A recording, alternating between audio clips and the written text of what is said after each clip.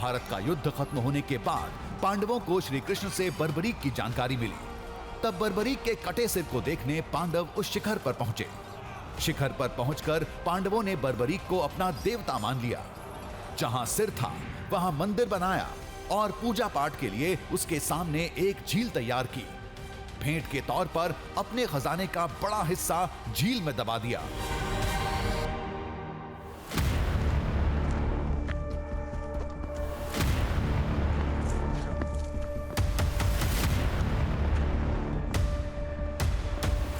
कहते हैं भीम ने अपने एक हाथ के वार से सरोवर बनाया था, लेकिन अर्जुन का तीर उसमें पानी लाया था।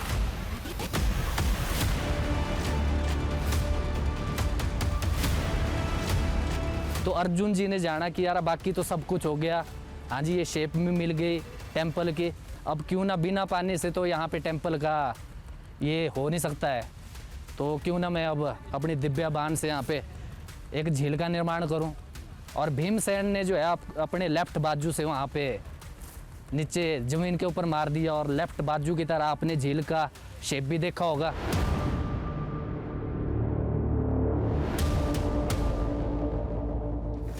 बर्बरीक को श्री कृष्ण से कलयुग का देवता बनने का वरदान मिला था।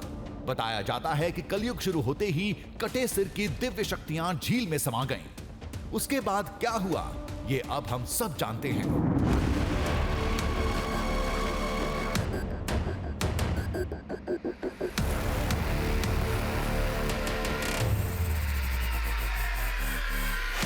मंदिर का पहला द्वार सामने था। यहां से गुजरते वक्त कई बातों का ध्यान रखा जाता है। मान्यता के मुताबिक यहां से कमरू नाग का इलाका शुरू होता है।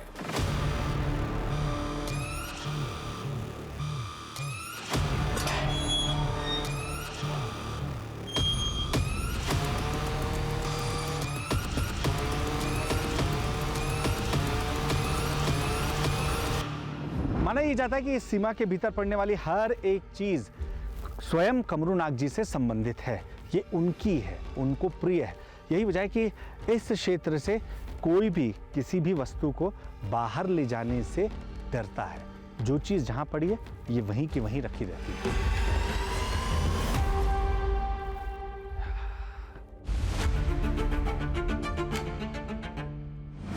दावे के मुताबिक द्वापर युग में इसी इलाके में श्री कृष्ण की वो लीला हुई थी।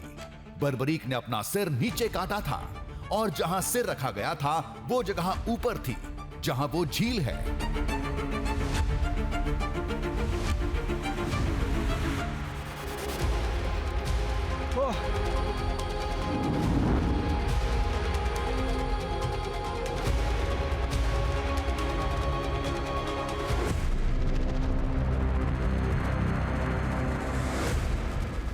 ऊपर लकड़ी का बना एक मंदिर था। मंदिर के सामने एक बड़ी झील थी।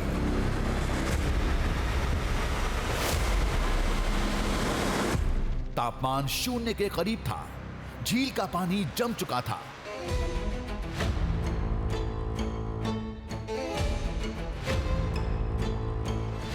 बर्फ में शैवाल भी दबे पड़े थे।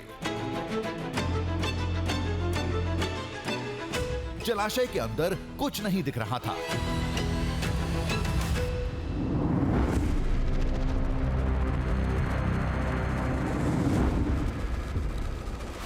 यही वो सरोवर था जिसे चमत्कारी बताया जाता है।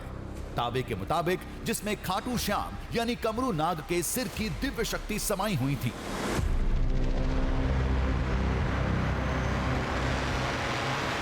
वाकई अद्भुत है, एक बड़ी झील।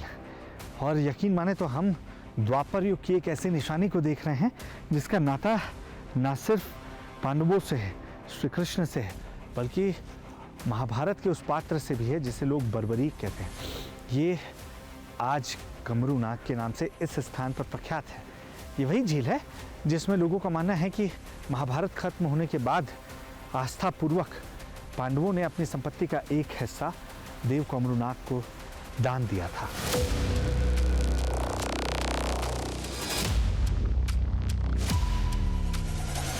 जहां लोगों का ये मानना है कि जब आज़ादी के बाद इलाके के जो राजा थे वो जनता का जो हिस्सा था वो संपत्ति इसी झील में सुरक्षित रखने के उद्देश्य से डालकर गए थे।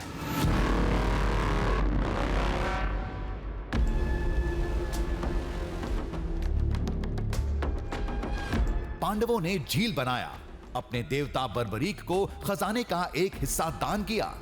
कहते हैं वो खजाना झील में दबाया गया। बाद के राजाओं ने भी इस परंपरा को निभाया।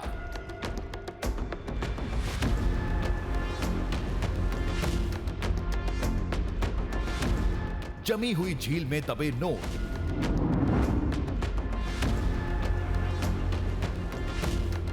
बर्फ के नीचे चमकते सोने के आभूषण बता रहे थे कि यह परंपरा आज भी निभाई जा रही है।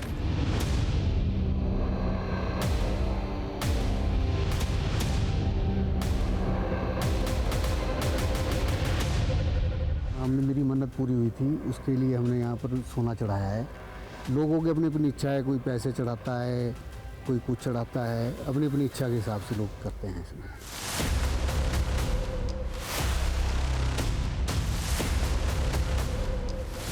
इस झील में कितना सोना दबा है कोई नहीं जानता, न किसी ने जानने की कोशिश की, क्योंकि सबके सिर पर एक खौफ मंडराता है।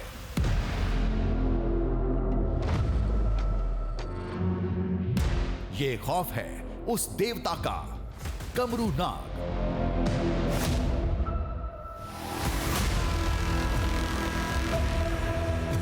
कहते हैं इनकी अदृश्य शक्ति झील में दबे उस खजाने की रक्षा करती है।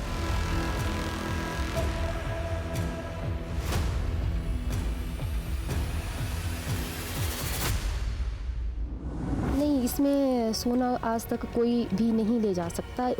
लोगों ने कोशिश भी की कि सोना पर वो अंधे हो गए थे। 2 लोग थे जो अंधे हो गए थे, पर आज तक यहाँ से कोई भी सोना नहीं लेके गया। जो है वो इसी में ही है। ये नाग है, वो रक्षा करते हैं इसकी, वो इच्छाधारी नाग है।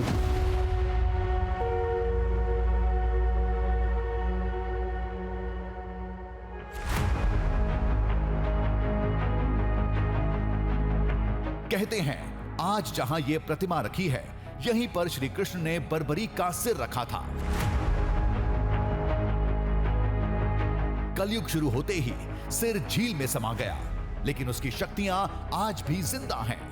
खजाने के रक्षक वो शेषनाग भी उसी शक्ति का एक हिस्सा माना जाता है।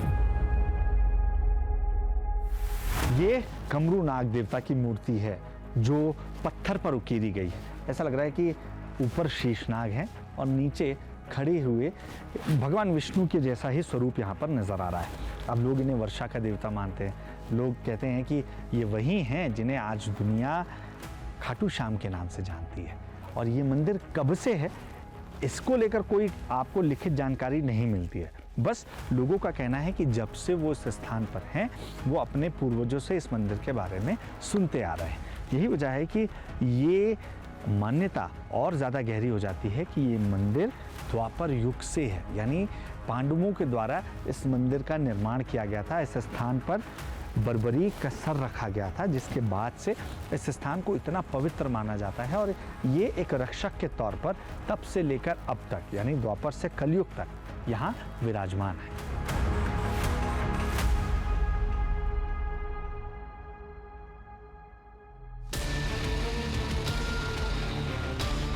खजाना तो मान्यता है। दावे के मुताबिक वो झील से कई फीट नीचे है, लेकिन भक्त झील में अक्सर पैसे और सोना चढ़ाते हैं। अगर बर्फ नहीं जमी होती तो सतह पर पड़े आभूषण नजर आते, लेकिन किसी ने उसे छूने की हिम्मत नहीं की। कुछ लोगों ने यह हिमाकत की थी, जिसका खामियाजा भी उन्हें भुगतना पड़ा।